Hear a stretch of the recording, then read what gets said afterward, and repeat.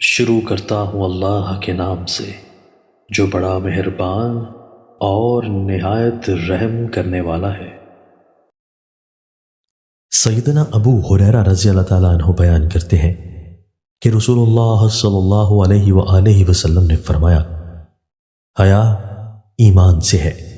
اور ایمان جنت میں لے جانے والا ہے، اور بد کلامی و بد زبانی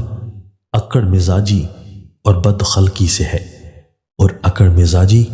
آگ میں لے جانے والی ہے۔ سیدنا معاویہ رضی اللہ تعالیٰ عنہ جب نبی کریم صلی اللہ علیہ وآلہ وسلم سے کوئی حدیث بیان کرتے تھے تو زیادہ تر یہ بھی بیان کرتے تھے کہ نبی کریم صلی اللہ علیہ وآلہ وسلم نے فرمایا، اللہ تعالیٰ جس کے ساتھ خیر و بھلائی کا ارادہ کرتا ہے اس کو دین میں فقہ عطا کر دیتا ہے،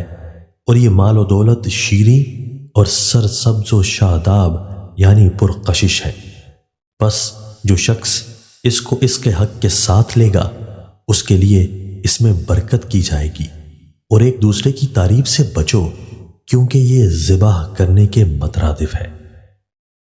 دوستو، اللہ تعالی ہمیں ان احادیث مبارکہ پر عمل کرنے اور اپنی زندگیوں کو سنوارنے کی توفیق عطا فرمائے۔